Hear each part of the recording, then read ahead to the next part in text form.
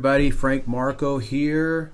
I'm your instructor for executive ministry, and today, guess what? This is our last lecture of the class. Hooray! Yeah, all the students said hooray.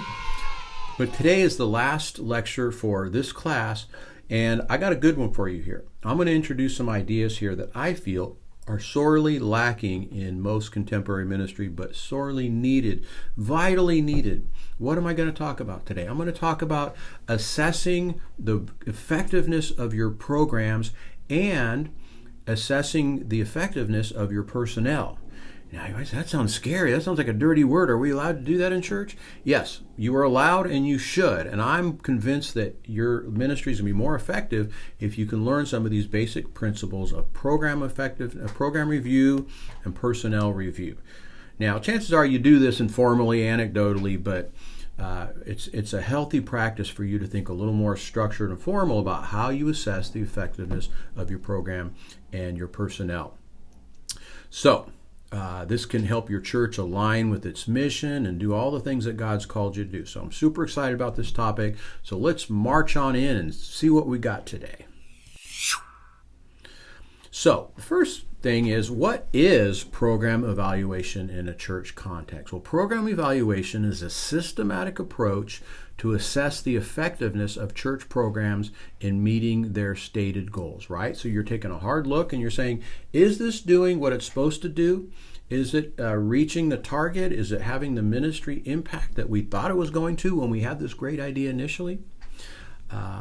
And again, we do this kind of anecdotally. We look and see who's showing up or what's going on, and we make these guesses. But good management really suggests that you are more intentional about these things. You're more intentional about program evaluation, and you just don't wait until a ministry dies and nobody shows up, or you get complaints or whatever. It's costing too much money. Be proactive. You want to be proactive in evaluating your ministries at all stages, right? At the beginning, the middle, as a mature ministry, you want to be intentional here. So it helps. So evaluation, why is it so important for ministry effectiveness? Well, it helps ensure that resources are being used effectively. Okay, so again, we're getting back to 101 here. We're getting back to being good stewards, right? Remember, we talked about the need for church managers, church leaders to be a good steward of the resources God has given you. And so if you don't regularly assess the effectiveness of programs, you may be, you may not be a good steward, right? Because you're throwing good money after bad, so to speak, on something that's no longer having an impact. And another reason is that it supports decision-making about whether to continue, adjust, or discontinue a program. So you don't want your ministries to die a slow death, right? You want to sort of assess them and say, all right, this had its season, this had its run. We need to change it. We need to drop it. We need to add to it, right? Maybe it's maybe the ministry of the program needs some new resources. You weren't really aware of it. So having this kind of regular review, program assessment, helps you to keep tabs of those things in a real systematic and significant way. So, what are some of the key components of a program evaluation? Well, the first thing is identifying the program goals. Clearly define what the program is trying to achieve. Now, we talked about strategic planning in this class, right? So one of your strategic initiatives may have been one of your programs. So you need to identify the goals of it. So let's just say it's the youth ministry. What are the goals of the youth ministry? Well, to attract kids, to disciple kids, to empower kids, and to see kids serving. Okay, that's good, right? That's what all ministries should be doing to a certain degree, but those might be the goals, right? So to attract the kids, well, how are we getting the message out? To train the kids, what kind of teaching are they getting? Discipleship, how can we assess their spiritual growth? Their serving, how many of them are serving as volunteers, either within the youth ministry or within the church at large, right? So you want to identify specific goals for any ministry. And then 2 is measuring outcomes, using objective, measurable criteria to determine the success of the program. And I know in the church world we're not big on quantitative data, and it doesn't have to be quantitative. We'll talk about different kinds of data sources here in a minute, but you have to use some sort of criteria to determine the success of the program, whether it's numbers, finances, effectiveness, change lives, right? So this is tough in a ministry context because you can't always measure, you can't readily measure like what's going on in somebody's heart, but we have to be thinking about ways of measuring the success.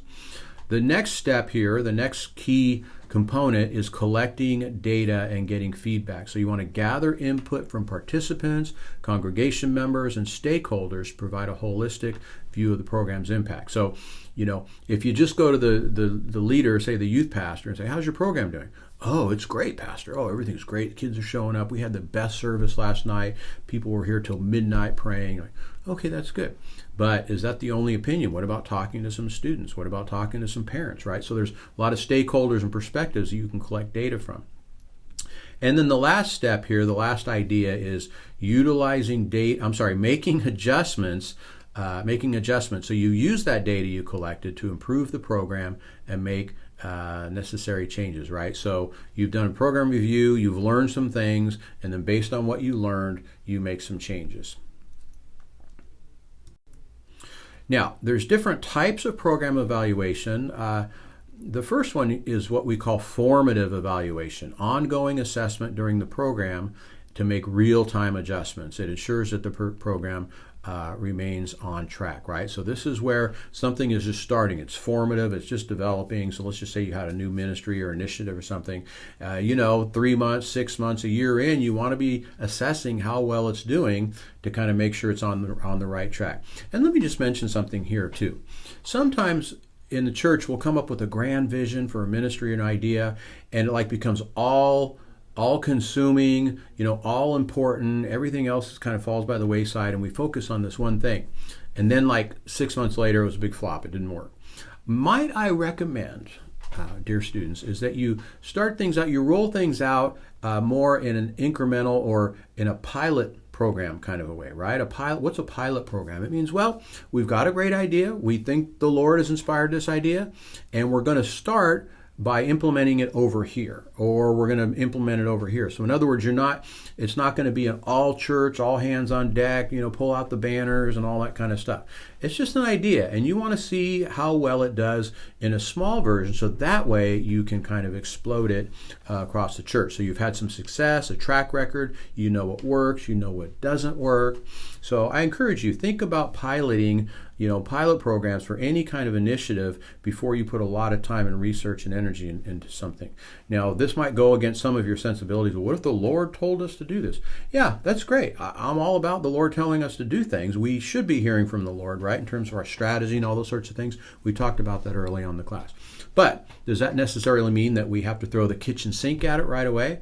Does it mean that we're lacking faith, if we don't throw the kitchen sink at it? Again, these can be kind of theological conundrums, right?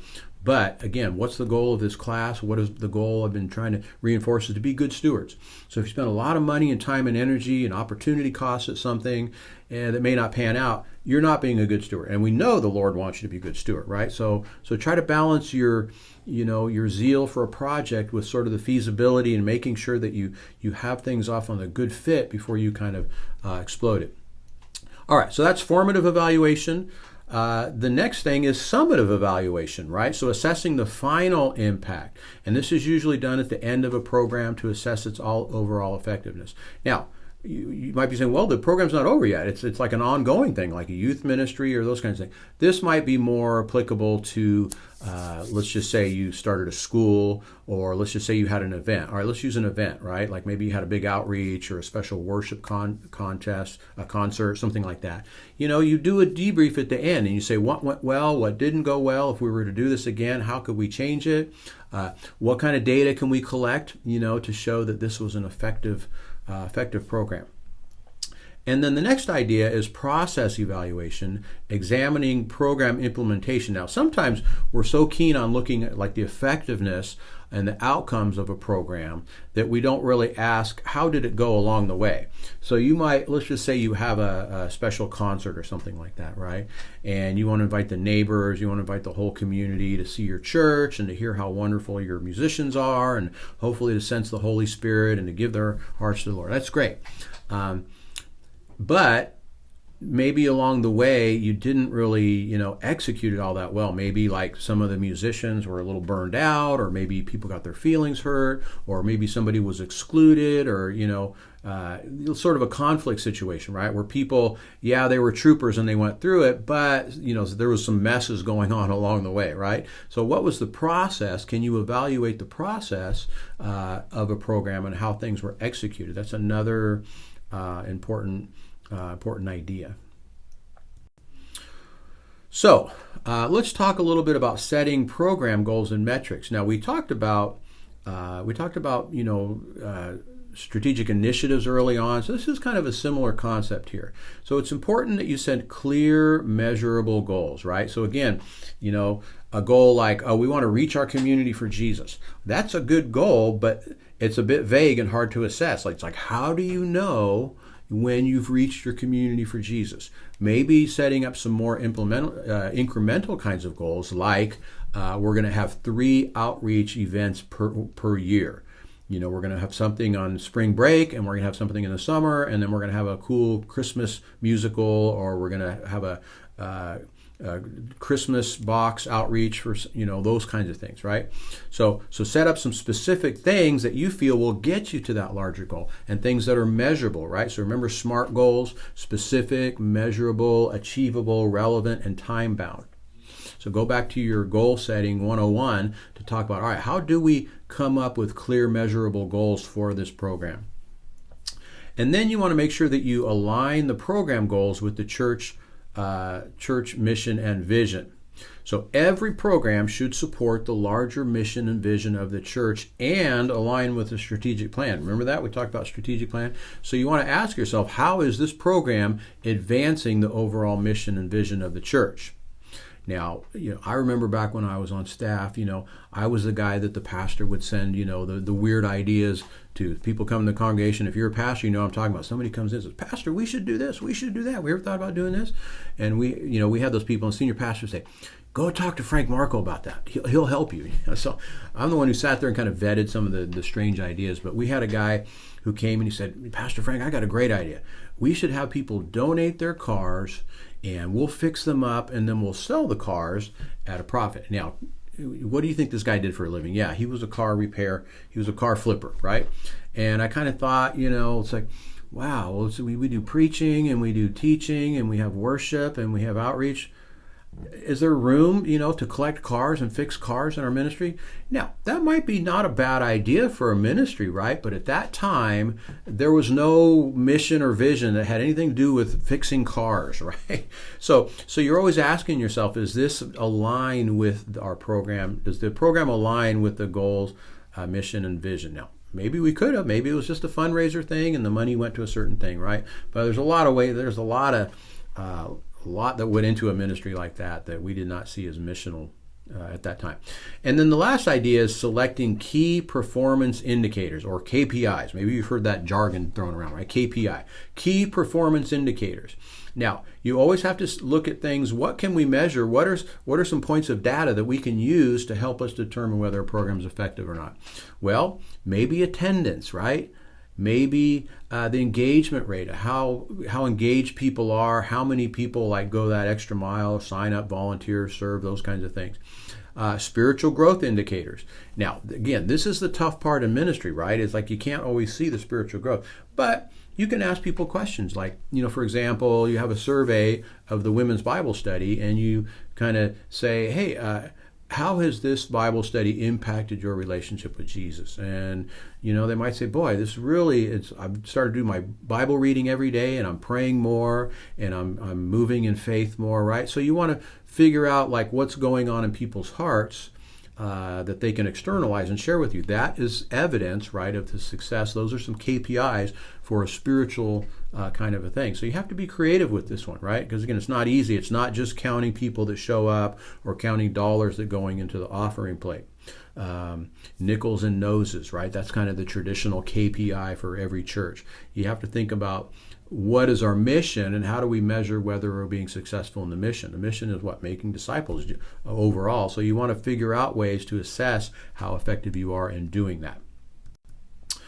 All right, so I've talked about data a little bit here, but let's get specific here and talk about some methods for collecting program feedback, program data. So you're probably familiar with some of these things, but let me just share them in a church context here. The first one is surveys. Surveying the congregation and participants. So again, it's so easy to create surveys now. There's Google, is it Forms? I think it's Google Forms. There's SurveyMonkey. There's all these free versions out there to create surveys. So maybe you have an event or a program and you want to see what people think. Maybe it's been going on for 6 months or a year and you've heard some stories, you've gotten some anecdotal evidence, right? What's anecdotal evidence? Well, it's like a story or two that you hear. And that's cool. That might encourage you, but you want to kind of move beyond anecdotal evidence, and you want to have some support from these means here. So surveys are a great way. Short surveys. You can even do one, like every time a meeting happens, get a list of the participants, get their email addresses, create a short survey. Hey, thanks for taking 2 minutes to fill this out. Let us know how we did. You probably get lots of surveys yourself, right? I get them all the time. If I shop somewhere, if I buy something, everybody's sending out surveys now to assess customer satisfaction. Well, why not use that same tool to assess how satisfied people are who are engaging in the ministries of your church. The next idea here is conducting interviews and focus groups. And this is a more in-depth method, right? So surveys are good because you can get a lot of data, but it doesn't go very deep. So to go deep, you have to do interviews and focus groups. So an interview is one-on-one. A focus group is where you get like 5 people in the room. So let's just say you want to assess the effectiveness of your youth ministry, right? So you've done some surveys to the kids. You put a QR code up on the screen and you told the kids to take a picture of that and take 2 minutes to do a survey. And they all did that. That was great. And you found out that maybe you asked about the effectiveness of the teaching. How well does the teaching help you? And you kind of got low scores on that. Well, you know that they didn't like it, but you don't know why. This is why you now do interviews. So let's just say you picked 5 kids, real committed kids to the group, and you say, hey, talk about the teaching. What do you like? What don't you like? What are some topics that are more important? What are some topics that we could cover that would make you say, oh yeah, I really like the teaching of the youth group, right? So think about ways to go deeper and to find out people's sentiments through interviews and focus groups. And then let me just mention here, there's a difference between qualitative and quantitative data. I mentioned this a little bit, but quantitative data looks at metrics, things like attendance and those sorts of things. And then qualitative uses feedback like interviews, but also things like testimonies and personal stories, right? That's all feedback. That's qualitative data, right? When you're hearing stories and those kinds of things. But again, avoid anecdotal evidence. You don't want to take one story and say, hey, look, this is evidence of the success, right? You can hear one story from a happy kid, but there's like 99 kids that didn't share a story, and it's not a happy one, right? So sometimes we put on blinders and we just kind of look at the points of success, and we're not really open to finding out what we can learn to improve. All right, so how do we analyze program outcomes using this data? Well, once you have this data, you need to look for trends and patterns that point to the program's strengths and weaknesses. So what's a trend? Well, attendance trends, right? Maybe your attendance trend is going like this, right? Or maybe you do surveys to see how effective a program is or how engaged people are with the program. So you can look at trends like over time, right? That's a trend. You've seen trends charts, they go up and down. Look for patterns. Let's just say you do interviews, and let's just say you interview 5 people who are regular participants. You look for themes and patterns and things that they say are that they're starting to come together. You're starting to draw some inferences from what they're saying. Now, this is not always easy, right? But you can use nowadays. Boy, this is a real boon to qualitative researchers. You can use AI. So let's just say you interview somebody and you record it and you have a transcript, right? You can use AI and say, tell me what the 5 themes, the most important themes of this interview were. Now, chances are you heard them, but when you review it, it really crystallizes it because now you can see it face to face. So put 5 interview transcripts in there. Say, what are the themes of these 5 interviews? AI will spit that out. Okay, so back in the old days, we had to do that ourselves. It's still important to learn that if you're just sort of learning, qualitative research. But use the tools that we have now. And then you want to look for trends, strengths, and areas for improvement. So identify what's working well and where the program may need to adjust. So again, this takes a little courage, right? To collect data and see what people think. Again, in the church, we're just like, well, God told me to do this, so I'm going to do it. That's good, but God also called you to be a good steward, right? So how can you determine if what He's asking you to do is actually being effective? And then aligning the results with ministry priorities, ensure that the findings from the evaluation support the church's broader goals. And then you need to make adjustments based on the evaluation. So you want to use the results to improve the programs. Evaluation, by the way, it's not just about finding faults, but it's about making necessary improvements to meet ministry goals and to meet ministry goals more effectively. So you're not just fault finding, but you might find out, for example, there's one thing that you did that you weren't really too aware of or too sure of, but that's actually having a big impact. So maybe, let's go back to the youth ministry example. Maybe you started, having the meetings, you started opening the doors a half hour early and you invited the kids to come and pray. And it was just kind of a little afterthought thing, maybe you'll get 5 kids, but it turns out like 30 kids are showing up early and they're praying, and you do a survey and you say, what's your favorite part about youth group? And you thought it was going to be like the games or the music or this teaching. It turns out like it was that half hour prayer time. Well, that's great evidence. Now maybe you can beef that up, emphasize that a little more, use that in different different programs, et cetera, et cetera. So you might find out the good things that are becoming strengths and you didn't even know about it. So data, decision making based on data. So again, we're not real good at this in the church, but I encourage you, I implore you, I challenge you, make some data-driven decisions for a change. Lord, let the data guide decisions rather than just assumptions or preferences. Right? So we all have assumptions, we all have preferences. Use some data to help you make some decisions about improving your ministry. So the goal here is continuous improvement. Evaluation should be an ongoing process that's integrated into every program to ensure that it continues to meet the needs of the congregation of the church. All right, so that's the big picture there on evaluation. If you're not doing it, I encourage you to take some baby steps, start to do it, start to figure out ways that you can evaluate your programs for effectiveness. Now, I'm going to shift gears here and I'm talking about another idea that we don't do real well in the church, but we should, and that is personnel assessment. So, what is personnel assessment in church leadership? Well, it's a process for evaluating the performance, development, and overall well-being of staff and volunteers within the church. Why is this important? Why are regular performance evaluations so critical?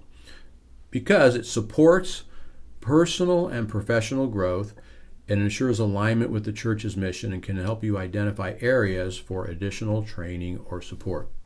So again, you need to find out how well people are doing their job. So we hire somebody and we know they're qualified, we think they're qualified, but how do you determine whether or not they're doing a good job or not? So you have to have regular personnel evaluations. And again, we're not real good at this in the church. We just like, okay, Joe's doing this thing here. He's been doing it for 3 years and, I don't have any complaints about him, but I really don't know how effective he is in the job other than the fact that he's a nice guy, right? That's kind of the criteria for a lot of church folks is, oh, he's a nice guy, I like him, he's a spiritual guy, right? But we don't know how he's really doing in terms of effectiveness of his job. So, how do we do personnel assessment? Well, there's the old standby, the job performance review, right? To regularly sit down, evaluate how well the staff or volunteers are fulfilling their role.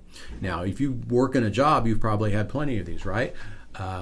So how can we do that in a church context? And again, it's not just to smack them. It's not just to like catch them doing things wrong. You want to catch them doing things right as well. And so program evaluations is a formal opportunity to give people kudos, let them know they're doing a good job. Now, it shouldn't be the only time they get kudos, right? They should be get lots of kudos from you as a pastor. But this is a real significant milestone, right? When you sit down with them and you go over their performance, say, here's things you're doing great. Here's some things I need you to work on, right? And so the next key component here is a professional development plan, creating goals and plans for the individual's growth and contribution to the church. So you might say, look, you did really good this year, and I want to help you to continue to grow here. So what are some goals? And usually you want to let people set their own goals, right? And you review them to make sure they're in alignment with their job description and the needs and missions of the church, but get people dreaming and excited about what they can do to develop and to grow.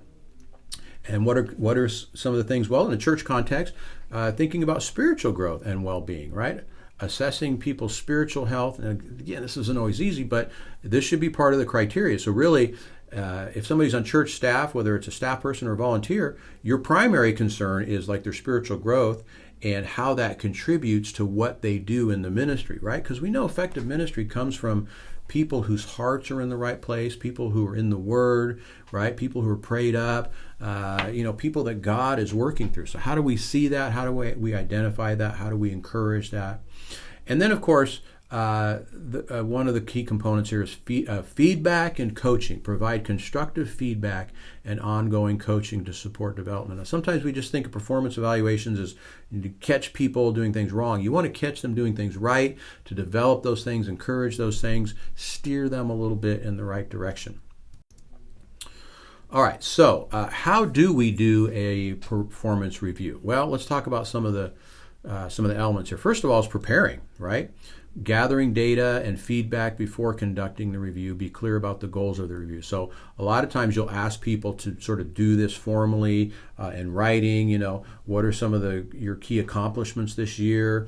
What do you think you could have done better this year? What are some of your growth goals for the future, right? So kind of get people to start to think about that. And oftentimes the manager will also do an evaluation for that person as well. And then when you sit down, you kind of see if there's any continuity there, right, between what you're seeing and what they're seeing. So you want to do a little bit of prep work ahead of time. Then you want to create a fair and objective review process. Ensure that the reviews are balanced, focusing on strengths and growth, right? So again, it's not just the time to reprimand them, but you want to encourage them, find out what their calling is, their gifts, and all those sorts of things. And by the way, these things change over time. I remember when I was on church staff, I was really, involved in worship leading and those sorts of things. But then we got another guy who was probably better as a worship leader than I was, and so my role started to change. I kind of moved more into administration and church administration and teaching and those sorts of things. So when you're doing these evaluations, I really encourage you, find out what season is this person in their lives, right? How is their calling being expressed in their role during this season? Because it may be different. It may be changing. We're all growing, changing people. None of us are the same we were like 5 years ago or 10 years ago. So if you're evaluating the function of your staff, you want to be asking that question, like how are they engaging and thriving? Are they really leaning into their calling during the season? Are we giving them enough room? You might sit down with somebody and says, "Man, Pastor, I love being the youth pastor, but I really feel like the Lord's called me to, to be a missionary, or to focus on missions, or to focus on being a teacher," right? So I like the kids and I like doing the games and all that kind of stuff, but man, I really have a heart for teaching the Word. Right? Well, you want to acknowledge that because every church needs good teachers. Help encourage them to go back to school, to take classes, to read books. You want to encourage people in their sense of calling and development over time as they progress, because people can get stuck, right? I've felt stuck. I'm sure you felt stuck. But people get stuck when they're only expected to do and allowed to do the same thing for like years and years, right? So give people opportunities.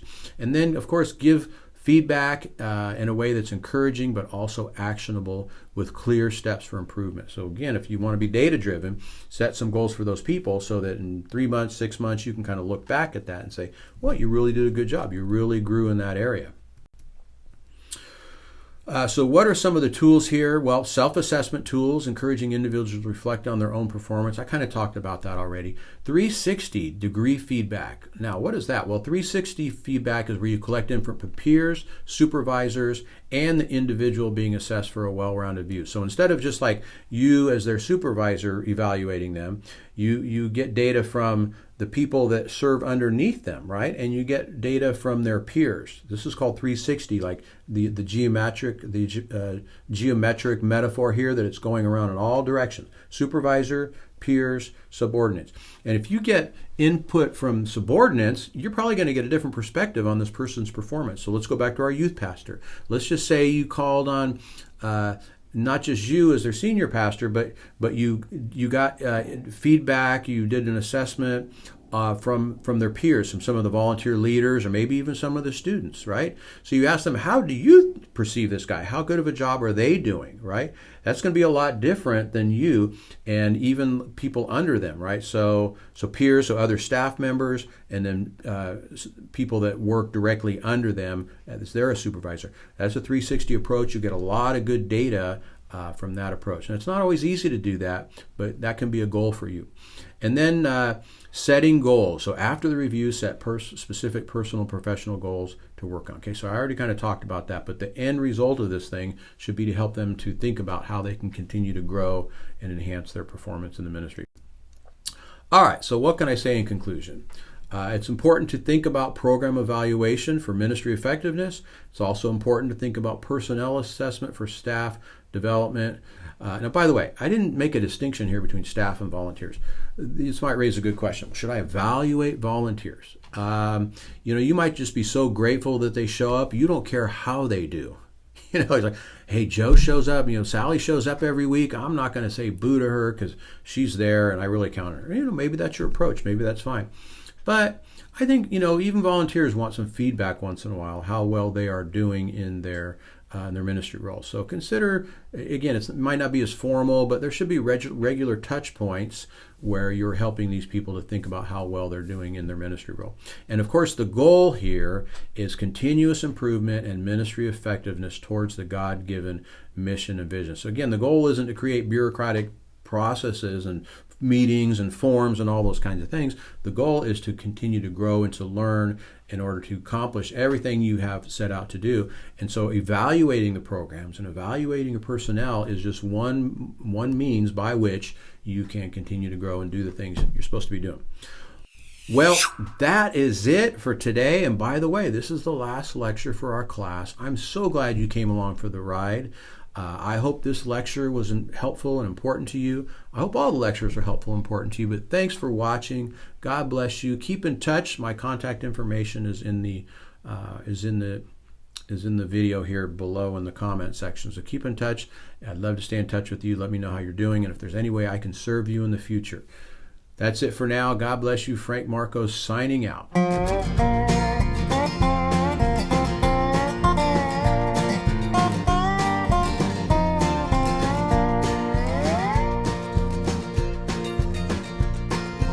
Always ready for adventure, always tramping through the woods with four-legged friends and strangers.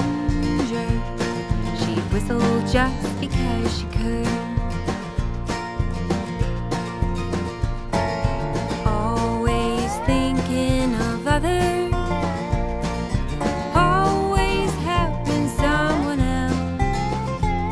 She's young, but loves the old. How there's so much like herself. When she smiles, you know she truly understands. When she loves, it's with her heart and with her hands. This world is such a good place, and you add to the beauty, Lucy Beth. Take one step at a time, and time will take care of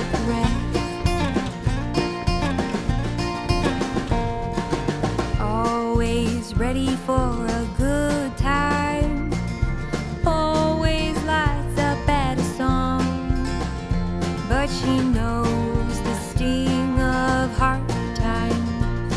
She'll dig right in and carry on. When she smiles, you know she truly understands. When she loves, it's with her heart and with her hands. This world is such a hard place, but you make it softer, Lucy Beth. Take one step at a time, and time will take care of the rest. Oh, a name can tell a story. She's a light that shines, a glory, a grace that overflows. Sometimes only the good Lord knows.